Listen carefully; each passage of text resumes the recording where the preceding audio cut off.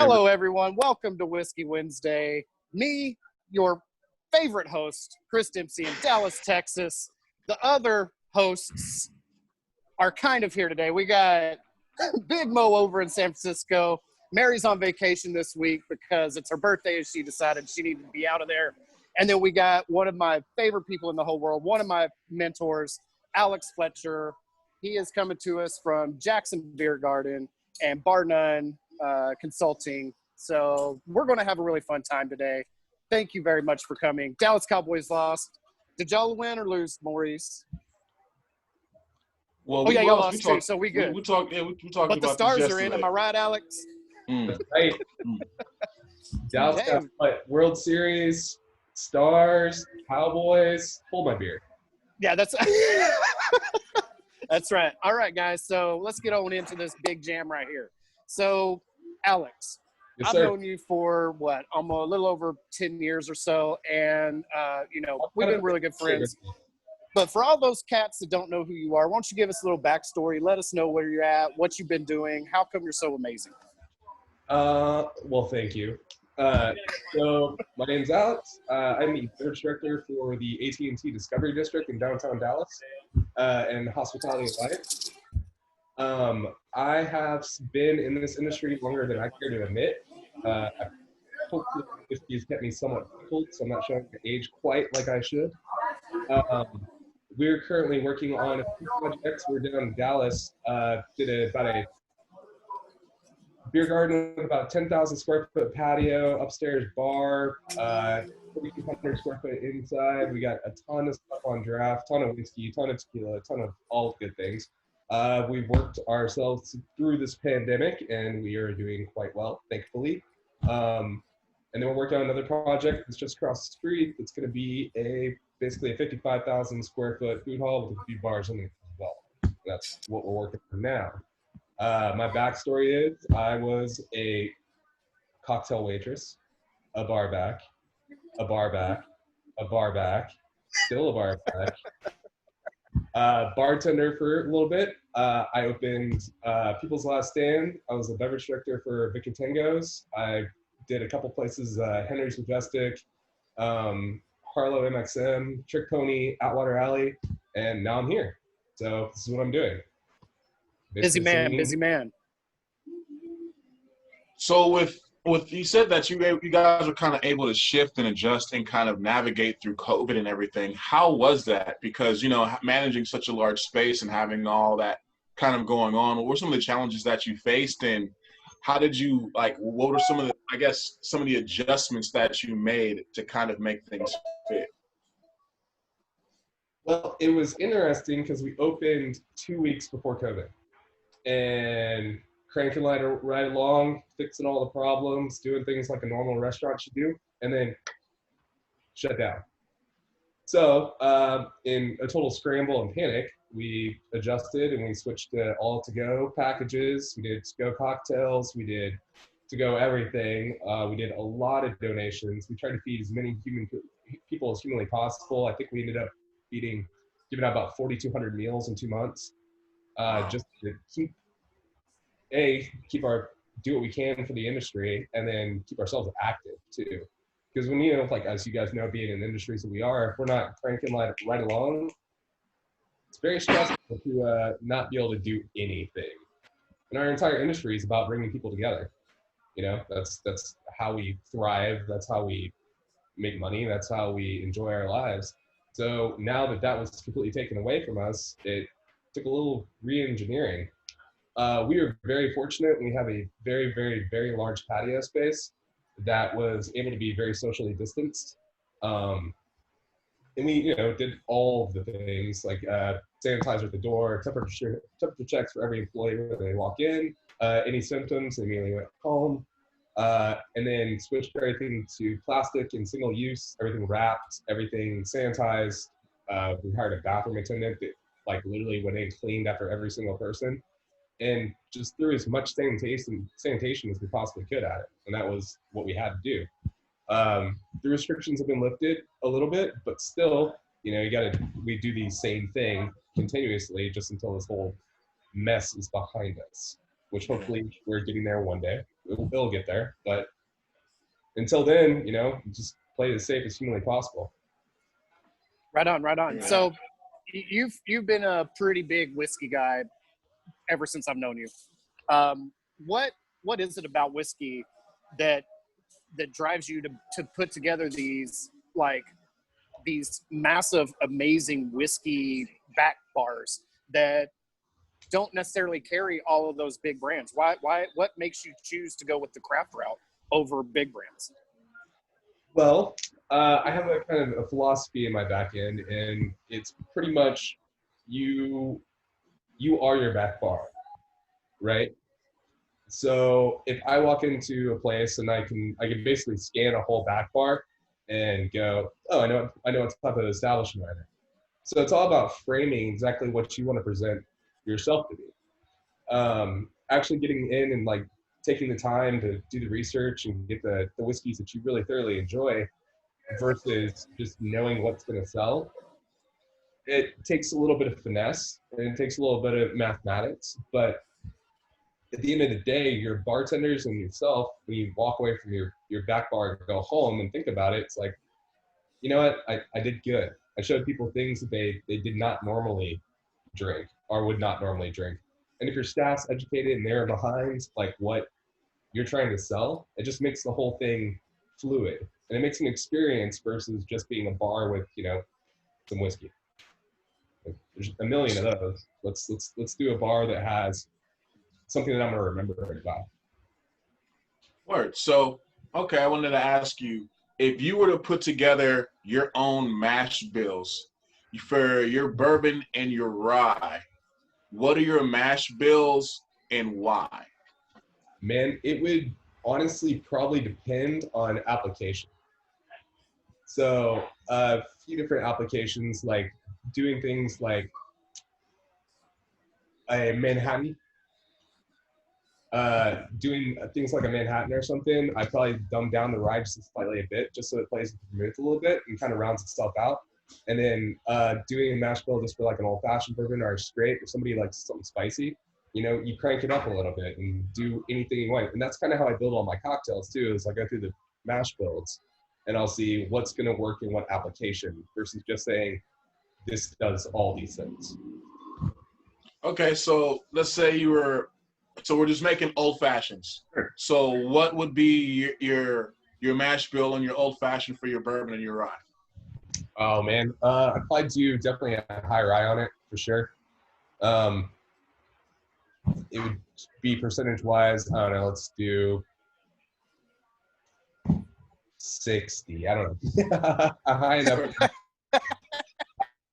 enough mash bill is gonna actually get a little back end on it. It's actually for sure. scary. Oh man, yeah.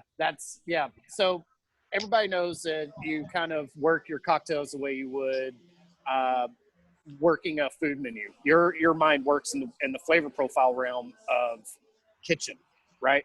What drives you to do that? Do you think that helps you whenever you were at the point of still building cocktail menus for people? Do you think that helped drive your success on your cocktail menus to be able to look at it in a sense of more than just liquid in a glass, but as a whole experience and flavor profile?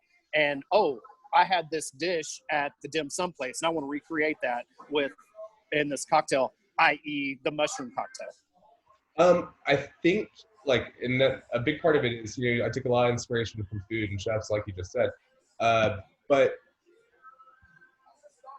being excited about the cocktails that you're selling, I think helps drive the entire thing. So, I mean, I'm a big foodie. I excuse me. I cook at home all the time. I try to cook something I've never cooked before at least once a week. I taste flavors all the time. So when I get like really excited about something and I have an idea that like it's stuck in my head, the more that I put into it, the more excited I get about it, the more it translates to the guests, especially. And once you can tie those two things together, the guest and like the cocktail experience and where you got that, or being able to do it without them knowing it and them actually realizing like, oh man, this tastes like, like where did that come from? that's when you get that like sublime moment where your ideas made sense. Wait, so Chris had mentioned a mushroom cocktail. What are some of your favorite cocktails that you create? Excuse me. I think you passed it on to me. Is that like a virtual cough I got going now? Chris had mentioned the mushroom cocktail. Are there any other drinks that you've made that, you know, were kind of out there that you're really proud of, or just some of the ones that you, like you said, you put a lot of work into that are kind of some of the ones you still think about to this day? I'll give you two examples. I'll give you one of my favorite cocktails and one of my least favorite cocktails. How's that? Sounds good.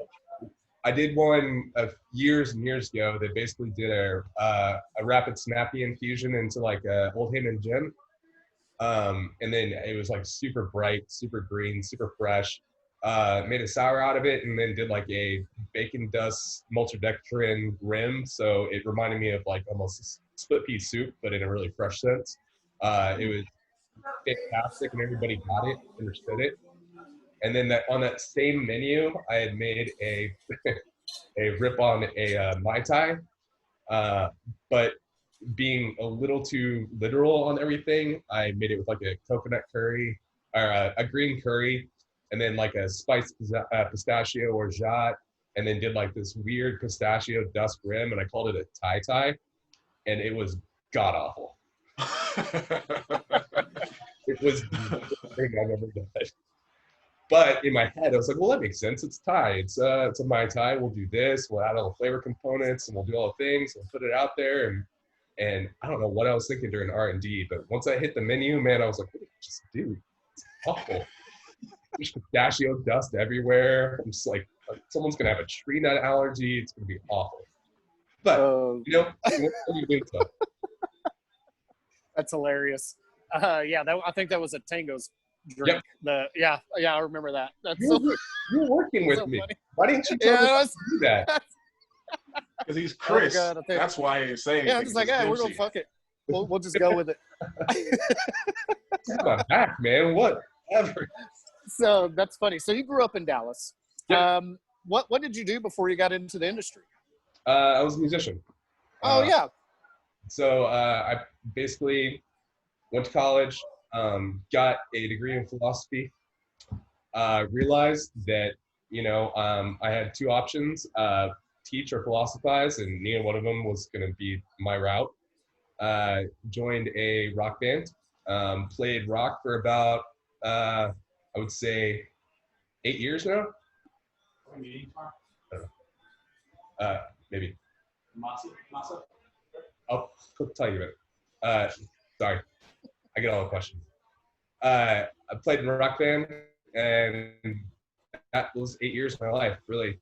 Played bass, traveled around, played all over the place, played some cool people, and then turned 30, realized I was having a child, and went, you know what? I don't think I'm going to be a rock star anymore. So I put my nose to the grindstone and just kind of got to work. I'd always bartended on the side from when I was like 21. Like I said, I bar backed, I cocktail waitress, I did whatever I could to make a bill. And then what I figured out is, as much as I've traveled and like ate and drank and done all these things, I kind of built this palate retention that I didn't know I had. And I had my mentor, Omar Yufun, basically said, hey, like I'm opening this cocktail bar and you're really good at making cocktails. Like, am I? It's like, yeah, we've been doing it for like the last year. You didn't know? I was like, I had no idea what I was doing.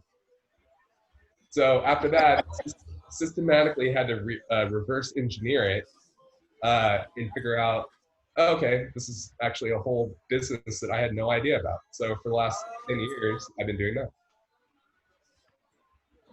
So now, being where you are with the whole bar none and everything like that, what are some of the I want to say some of the challenges that you went through, and some of the like the highs and the lows of kind of your journey, kind of going from, like you're saying, from like the reverse engineering to like where you are now?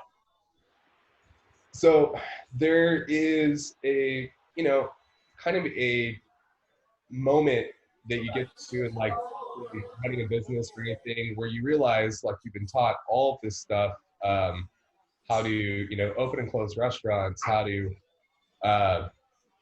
make cocktails, do things, follow procedures and stuff, but no one ever teaches you the business side of it, right?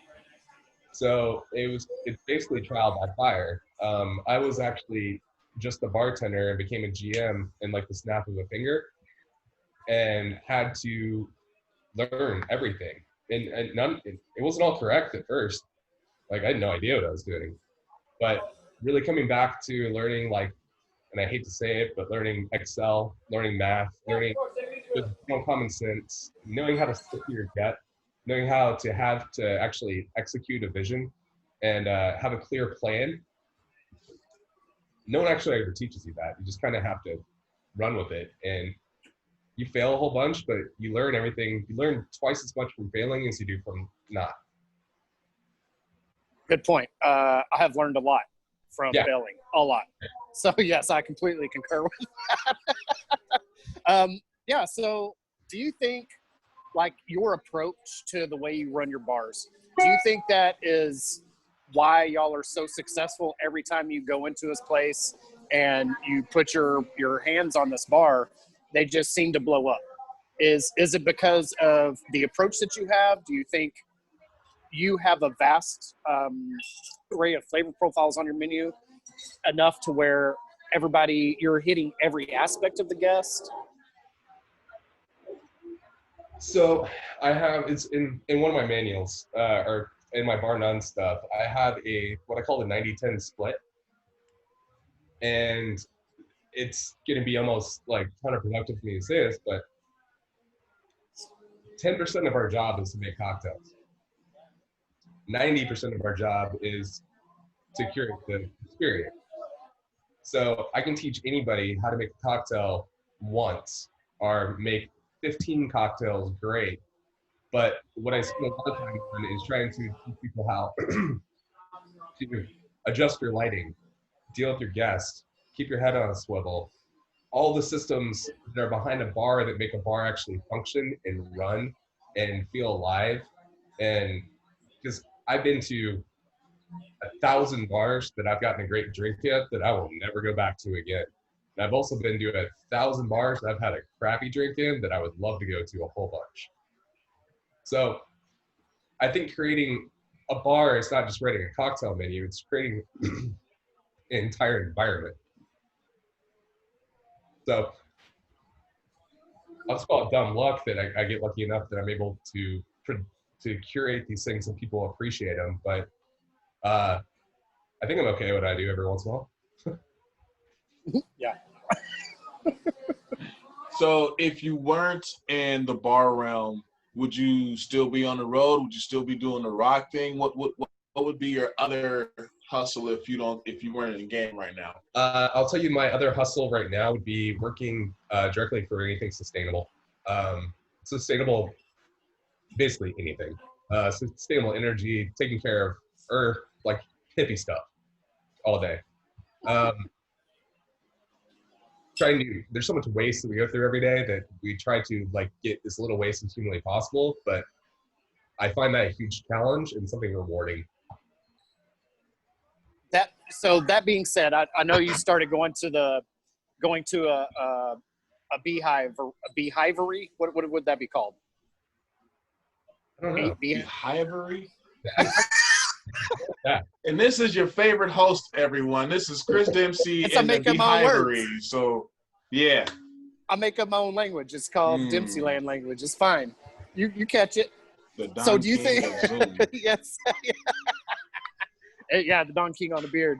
So that's pretty cool that you've been going to like visit the bee farm and to these other places.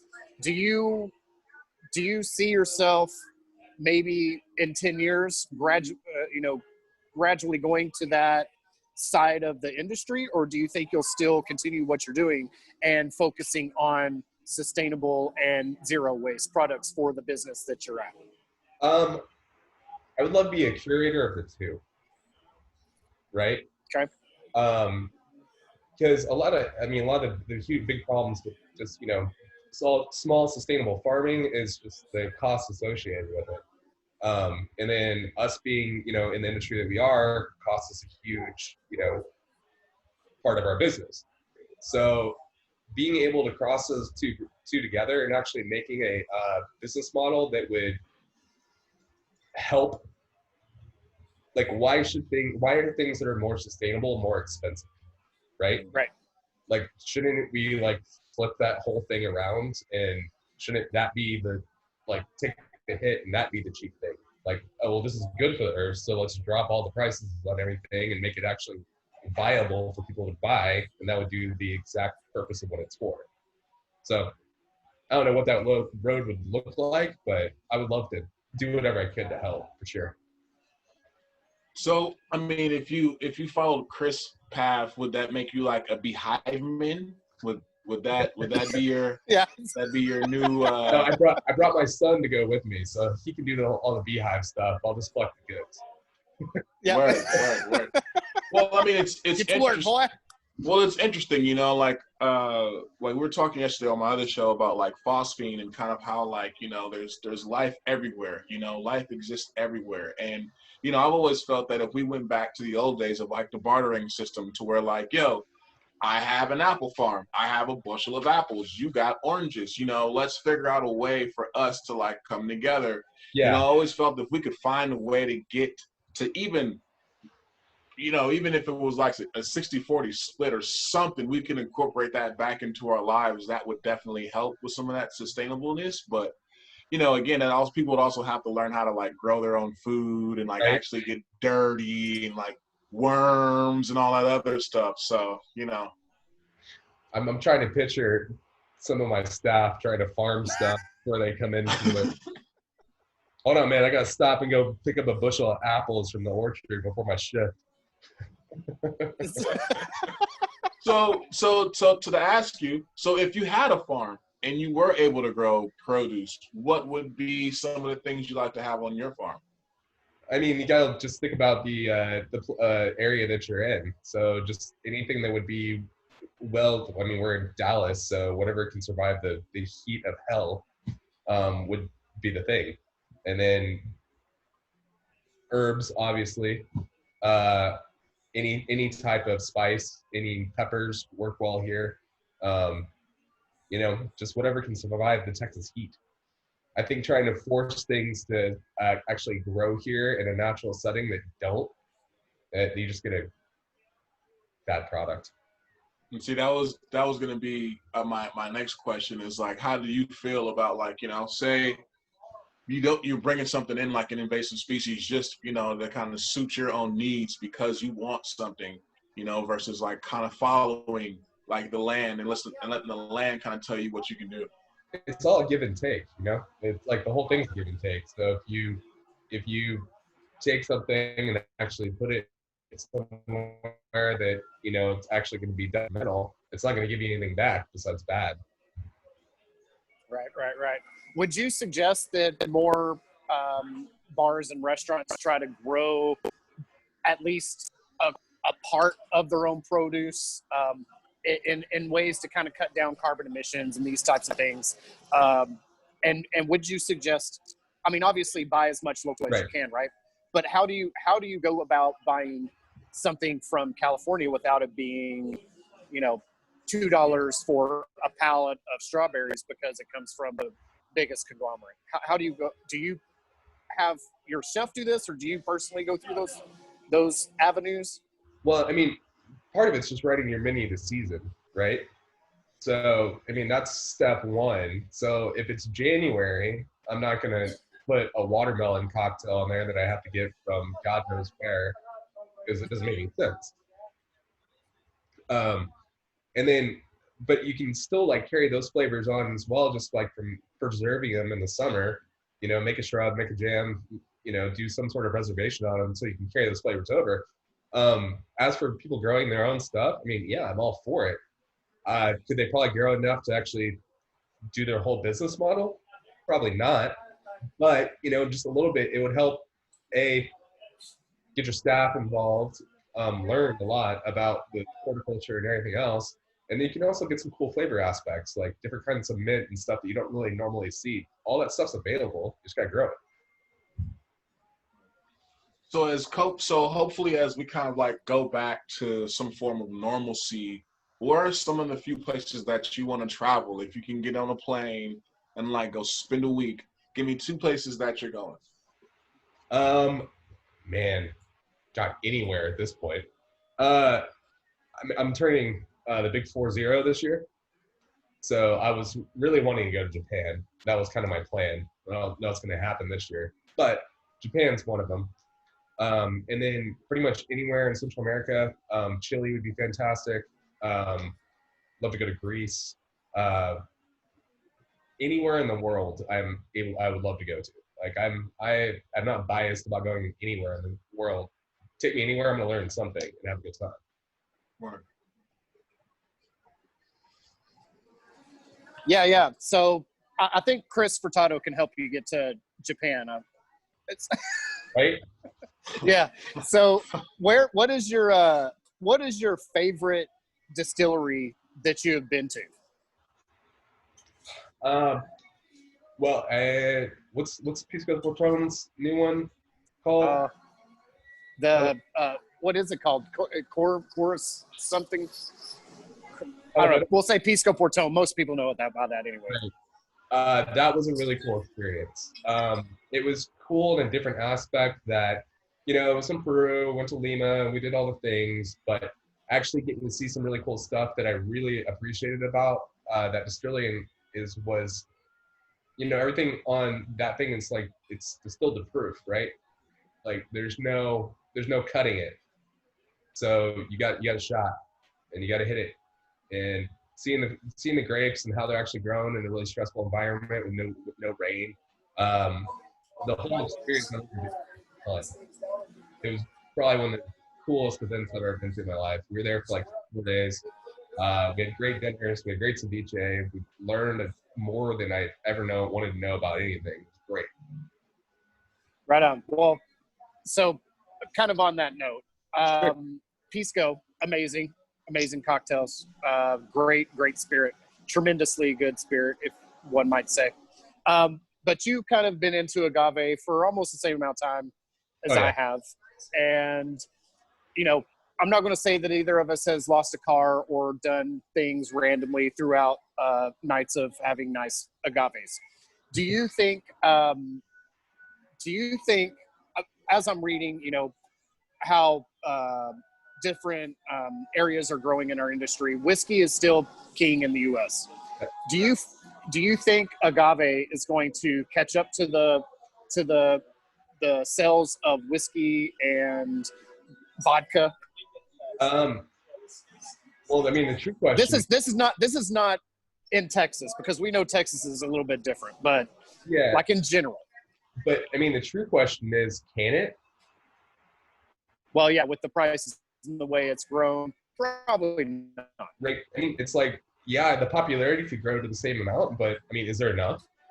Like, are we just going to be doing even more detriment to the whole tequila and agave industry by, making it even more popular than it can actually sustain?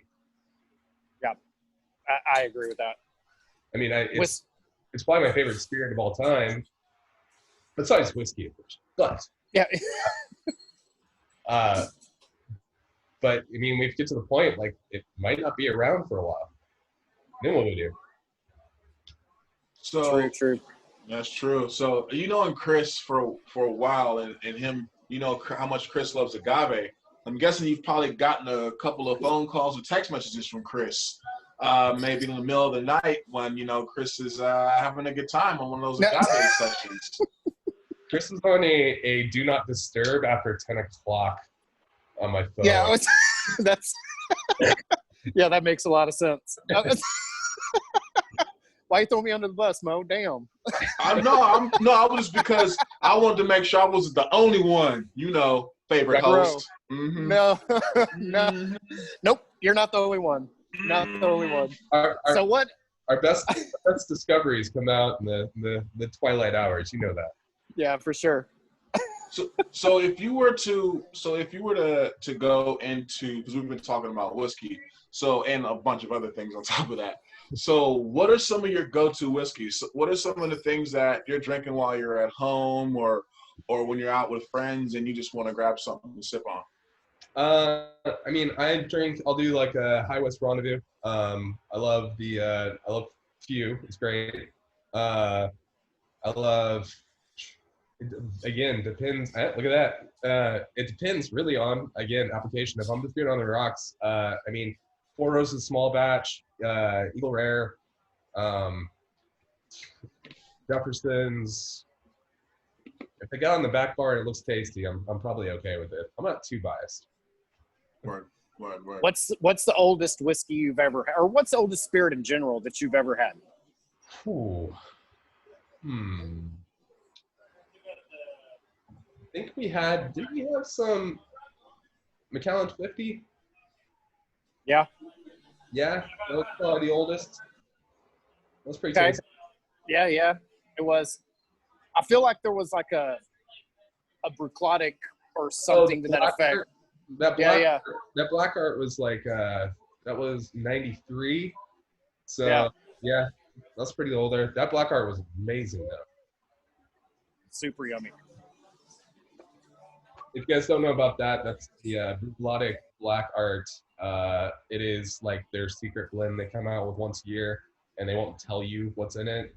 The producer was super into wine, and so he's getting like, the one that we had was like aged in like Chateau de Kim barrels, so it was like nice and like mushroomy, and oh man, it was fantastic. That bottle's probably still at Atwater. We should probably go see. Maybe. Well, I'll go by there later and find out. All right. So you just mentioned barrels. Yeah. So what are some of your favorite barrels to have whiskey finished in? What are some of your favorites that you just love and those expressions from? Preferably wood. Just kidding. Thought that'd be funny. I love it. Dad joke. Super dad joke. I love a sherry cask. Sherry cask are probably. I love the depth on it. I love how deep it can get. I love rum finishes. All kinds of experimental wine finishes are always cool. They always have like a really unique reaction to the aging process. I don't know. I'm down for pretty much taste anything. I haven't had any, terrible barrels. I've had some that are just kind of nonsense. Does that make sense? Yeah. Like, why'd you do that? That's. Oh man, I think I feel some of that every time I go to a random place. I'm like, oh, this cocktail looks kind of crazy. I'm going to try it, and then I question why I even decided to do that, because it didn't make sense in the first place. But you got to figure it out at some point. All right, if you were a muscle car, what would you be? Oh, Mustang Fastback. Oh. Okay. Yeah, I'm down with that. That's a good little ride. What are you gonna be, Mo? I'm gonna be a truck. And I'm gonna just plug on down the road. What you gonna be, Chris? You know what? I might be a Stingray. All right. That sounds like it might be fun. Isn't that an animal? That's a Corvette, homie. You might be too young to remember those. It was in Rush Hour. I remember. Yeah, yeah, Rush Hour. That's a great movie. Which one? Yeah, all of them. They were so good. I don't know about all of them. First two was I kind of got a little, So since Chris brought up movies, what are some of your favorite movies from like your teenage years that if they come on, you're like pushing the kid with a stiff arm, you're like locking the door, and you're like just full blast? Well, I try to let my kid experience, like all the things that I like, and force, a little bit of forcing my my culture on him a little bit. So I know we watched The Goonies like 2 years ago, and my kid's 8 now, but he was 6. Did you guys realize how much cussing and off-color stuff was in The Goonies? Yep. I totally forgot. It came on. It was on TNT the other day, and I was sitting there watching this like, oh wow, okay. Yeah. Yep. Okay. It's But like, hey, you guys, you know, hey. Yeah. there you go, man. 80s movies would not work now at all. Mm-mm. And they just released Rad digitally. I don't know if you guys heard that movie, Chris. Yeah, of course I love Rad. I mean, it's been like lost in VHS purgatory Yeah. forever. All right, so we're talking about some good flicks. Who have you seen Cobra Kai yet? Dude. Oh God. This is like the ultimate redone 80s movie. I love it. It It's was so great. fantastic. So I should watch it, huh? Yeah, I'm in the living room doing crane kicks, and my daughters like, "What are you doing?" I'm like, "Shut up!" and I crane kick them. Dude, we need video proof. Yeah. Andrea. Okay, so everyone. everyone listening to this at home, I said stiff arm, but I meant in a nice way, talking about karate kicking kids and then having it filmed. That's not Mo. That's Chris and that's Alex. Leave me out that one. So we got a question. What steps are you taking for your future concepts that have fundamentally changed service and how you plan to execute those? Oh my Lord. I don't know who's watching right now, but they're like in depth. They're like, oh. I feel like that was like a canyon. All right, what was it might have been. Was that Andrew? Oh. Okay. No, Give me that question one more time. Where is it? Oh, it's in the chat. Right. It is. All right. Include your social security number at the bottom as well too. Yeah, please. What steps are you taking for your future concepts that had fundamentally changed service and how you plan to execute? Huh. That's a good one. Okay.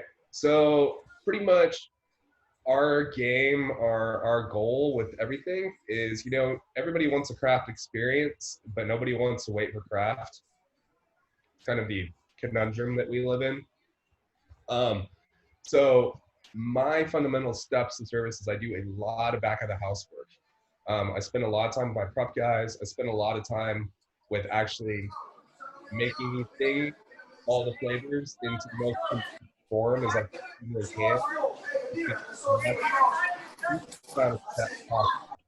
So, you know, it's been done for a long time, but when you're actually trying to formulate like syrups and quality and you know, consistency and stuff, is using things like bricks meters, measuring your sugar levels, doing all your batching by weight, getting your actually all of your back of the house prep so tight that your front of the house execution is like ease.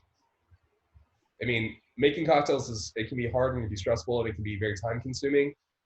Spending the more time in the back of the house and less time in the front of the house trying to actually mess with the variables of, you know, humans makes things more consistent and just a guest experience. I think it's better, right? Yeah. Well, I'm gonna pivot and ask a question. A good buddy of mine, Josh Sheberg, we've had this discussion. He's had it with many of people, but do you consider a hot dog a sandwich? Would it be more like almost like a handheld? Because it'd be like a pita because it's not split.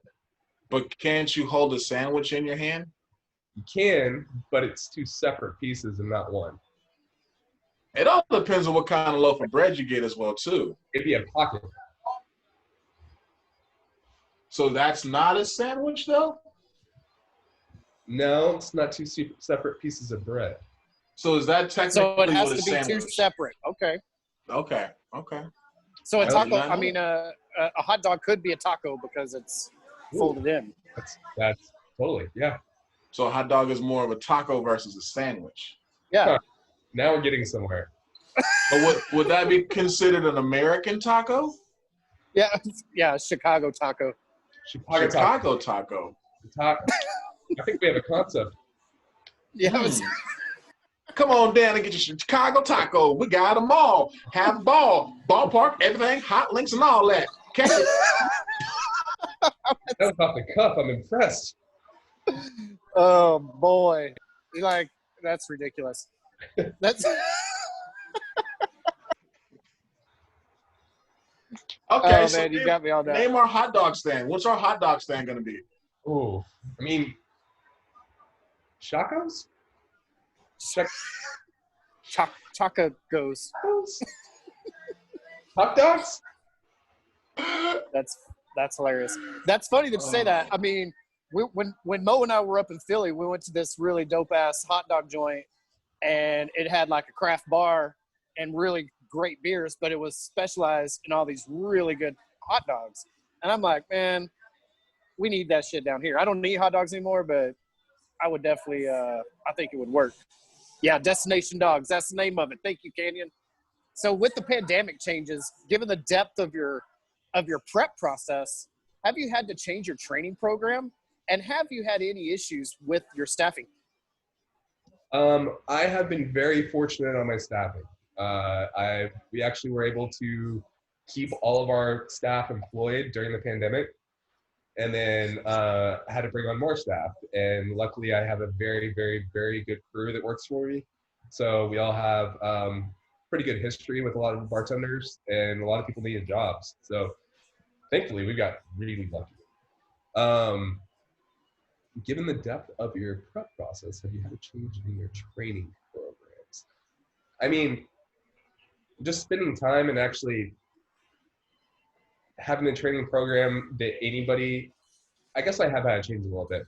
I have a larger staff and a larger crew now, so I've had to kind of change it to basically anybody can pick up the Bible and know exactly what to do at all times. And it's been a lot of, tweaking and refining. But the training process is still a training process. It's just getting people to retain the information that you're giving them. And then just like we should be doing is following up and making sure that people are actually doing the things that we ask them.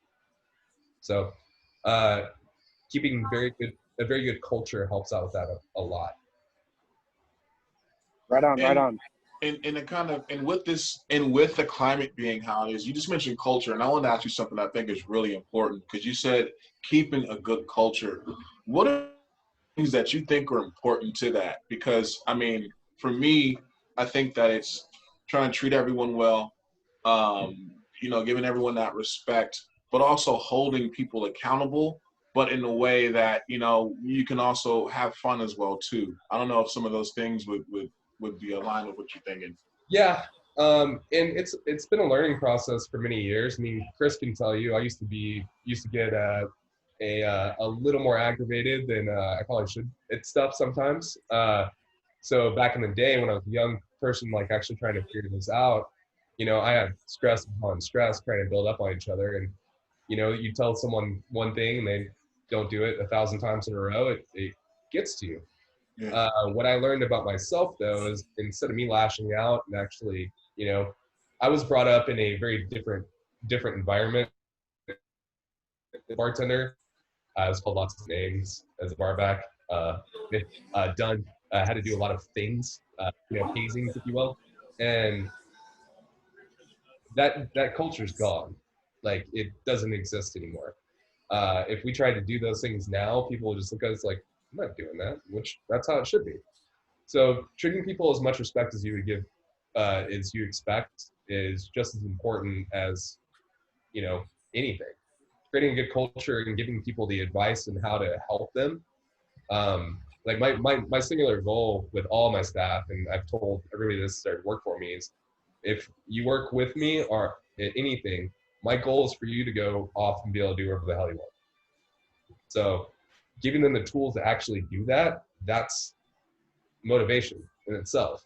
And it helps. Like, I don't want anybody to be miserable. There's no reason for it. Like, we should all be able to go home at the end of the night and have a good night's sleep and not be, hating life in the morning. Well, I think, you kind of shown that with how you were saying that you've been able to, during this time, not only did you have to get more staff, but now you got your staff going and pulling people in, and people want to work for you. And I think that kind of speaks to the culture that you have built at your place. Yeah, and it's not just me. Like, I can say that I built this culture, but it's not me. I mean, I have a really good team that they're the ones that are the culture. So without them, I couldn't do anything. It would just be me talking to you guys about, movies. Yeah. I mean, testament goes to who you are, Alex, because most of your staff has been with you really since every bar you've ever ran. I mean, beyond People's, I think, Henry's and everybody, everybody's kind of followed you around because of your leadership and the way you speak to people. And one of the best things that I've pulled from you, that besides, how to actually run numbers, is if you get upset or you need to take a break, step outside that door, take a walk around the building and come back. Yep. Nobody's going to be upset, but you're going to cool down and it's going to be that much better for you. And, that's something I have literally put in my pocket and took with me ever since. Yeah, I call it the reset. Like, Yeah. We've all been there. Like, some customer said something when they were a little too drunk, called you a name, or, you broke glass, or there's 150,000 tickets coming through the well and you can't dig yourself out. It's like you getting back there and trying to like force yourself through it like the whole time ain't gonna do anything for anybody, and it's gonna end up upsetting the rest of your bar. Like, get out, go take a walk. Yep. Like, that 2 minutes ain't gonna crash the whole system. Like, we'll be fine. Go get out of here. Yep. So we got a question from Canyon here, and it says, have you had to change your cocktail offerings for the new to-go program? I've done multiple things. So when we actually did just to go, the whole litigation and laws for what we could do was just for like 375s here. So you had to sell a 375 sealed and then your other stuff with it to build the cocktail. That being said, like, I made mine all super user friendly. Like, it was in the middle of the pandemic. No one cared what I really, they didn't want to have my opinions forced on them on how they should like drink something. So we did stuff like a spicy pineapple margarita, a solid Cosmo, did like a variation of an ice pick with a hibiscus blueberry tea. Did stuff that was easy, because having a nice cocktail was the last thing on everyone's mind at that point. They wanted to relax, drop their shoulders, and have fun with their loved one if they're, quarantined with one other person. So I just made solid things for people to drink at an affordable price. So, out of the pandemic, what are two things that you think are beneficial to our industry, and what are two things that you think are, detrimental to our industry that have happened through the pandemic? Now, I can say, the fact that bars and restaurants, or bars in general, are being told to close, but if you get a permit to sell some French fries, you're okay. Yeah, and I mean, that's a subject that I'm not in that position right now, and I can't even imagine how those people feel and how frustrated they are. I mean, I feel for every one of them. So I don't want to speak anything like that might, be offensive to anybody, because I just have mad respect for everybody in the bar business right now. I mean, everyone's going through the toughest time. So I think what I've taken away from the pandemic is, I spent a lot of time thinking about this, that before the pandemic, we were just going gangbusters, like everywhere. Like, Dallas is blowing up. Things are busy, stadiums, concerts, all this stuff. And then we just got shuttered by something that we had zero control over. And I'm hoping that, it let people just stop and think about it and have some respect for, it's Mother Nature, man. Like, we're not the alpha males here. Like, world can eat us and we'll be gone, it's gone. So things being so quickly stripped away from us, I hope grounded a lot of people. So, No, go ahead, Mo. Oh, so I'm guessing we were all relatively 80s babies, like late 70s and what have you. So what's your favorite Dolph Lundgren movie? Yep. Hitting you with the hard ones today. Man. Old Dolph. mean, Rocky, right? Yeah, same. Yeah. Masters of the Universe. Yeah. Oh, yeah. That was a good one. Real. Oh, man, that's killer. And then the one when we was hunting down the cyborg. I forget the name of that one. Yeah, it was him and Jean-Claude Van Damme. What was it? Universal Soldier. Universal Soldiers. No, it was another one that it was just him, and it was like mid '80s or something like that. Oh man, what was the name of that? Yeah, Masters of the Universe. That's my joint, man. Were they supposed to make a remake of that? They should. Why? It's kind of like It's the 80s thing again. Why are you doing that? I mean, who doesn't want to see like some like super? They'll probably get like Stallone or someone like this to get in like one of them leather clad things and just, I have the power. I mean, our age going to see it. Like our kids are gonna look at us and go, "What is this?" Yeah. Or what they do is they make it like multicultural. So like He-Man would be like biracial or something like that, and then like, you know, the rest of everyone else would be like adopted or something crazy. And you know. Stepbrothers and stepsisters of He-Man. Yeah, you know, Skeletor would resemble like a former president, hopefully very soon. Politics. Oh, man. Not here. No. Not here. No. Not on Whiskey Wednesday. We talk about whiskey. And Dolph Lundgren. And Dolph hot dog stands. Oh my goodness. So, do you think coming out of the pandemic? I'm saying coming out of the pandemic like it's happening tomorrow, but whenever we get well, maybe November 3rd, from what I hear. So going forward after this, do you think the niche bars and restaurants are going to grow more so than the chain corporate type of, you know, I don't want to say any names, but you know, the big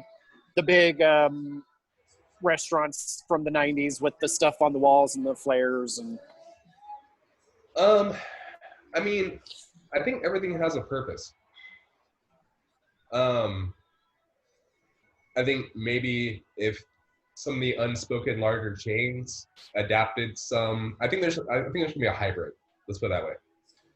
So like a lot of stuff that I'm developing now is all for large format, right? So they'll be busy and there'll be, you know, a lot of chain. I don't want to say chain like essence, but it's that type of, not clientele. What is this? Hybrid. Jackson's a good example of a hybrid. So Jackson is got your typical bar food, if you will, with some tweaks on a lot of things, but everything's a scratch kitchen, everything's made fresh, everything's done at the right price point.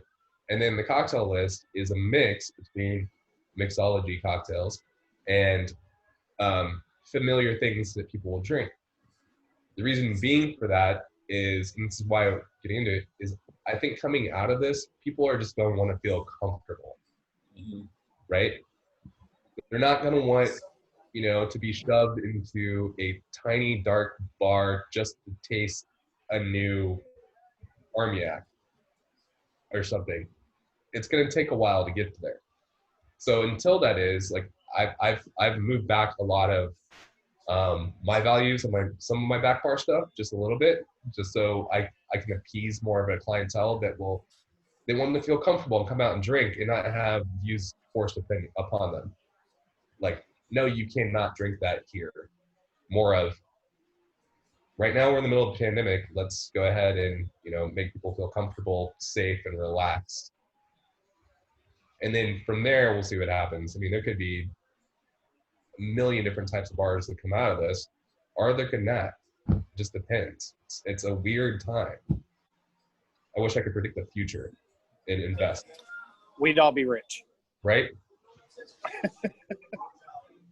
Yeah, that money thing, that that little green piece of paper, if that wasn't kind of like the one thing we were all fighting over, I think it'd be a lot easier for all of us to kind of win right now.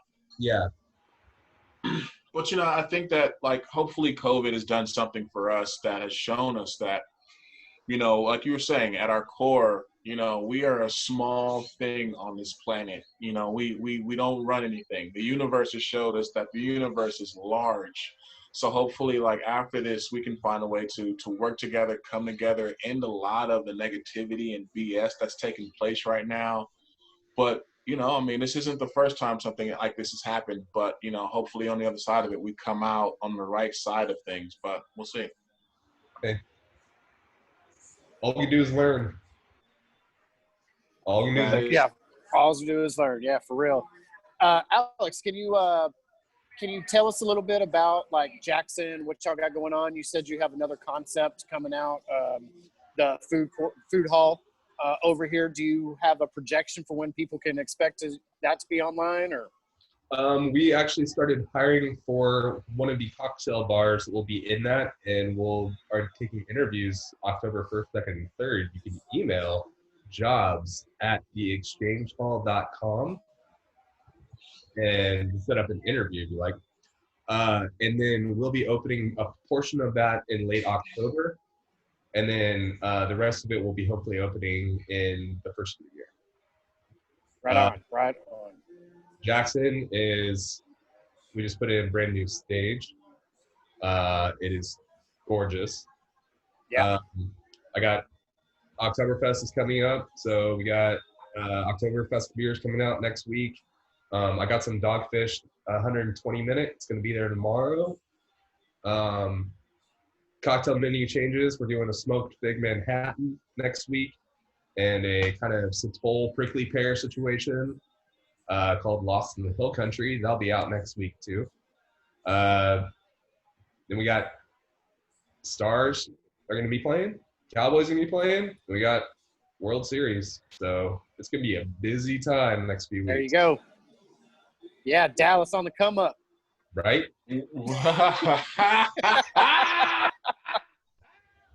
I don't know where you think you're going, player. I don't know where you think you're going. So a whole lot of stop signs on the way, baby. I'm just saying. Well, I wanted to say, first and foremost, thank you for joining us. This has been a great Whiskey Wednesday.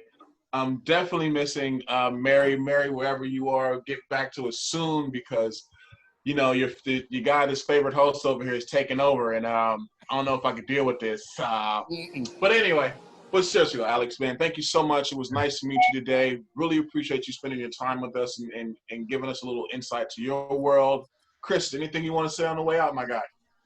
Yeah, make sure you make it out here to Jackson, have some of their 87,000 beer taps and some of this really great whiskey. Patio service, man, it is like wide open out there. You can sit down at a table and not see anybody 15 feet, so you're good. He's a good salesman, isn't he? Alex, is there anything you want to say to the people on the way out? Is there any way I can follow you, maybe on Instagram or something, or follow your bars? What's Yeah, either way, Instagram is spelled out Alex Fletcher, but it's ALECKS. You can follow Jackson, it's Jackson Beer Garden, his IG handle. And then, man, just everybody stay safe, stay positive, stay healthy, stay sane. Wash your hands. Wash your hands. Yeah, wash your hands, take care of yourself, love one another. So this has been another Whiskey Wednesday. I'm one of your hosts, Maurice Brooks, checking out of here. And actually the not charged skies of San Francisco. We actually got some blue skies today, fortunately. Awesome. With, as always, no one's favorite host, Chris Dempsey in Texas, and the amazing Alex Fletcher checking out with us today live from Dallas. So without further ado, we're going to be signing off for this episode of Whiskey Wednesdays. We will see you guys next week, same time, same place, same bat channel, baby.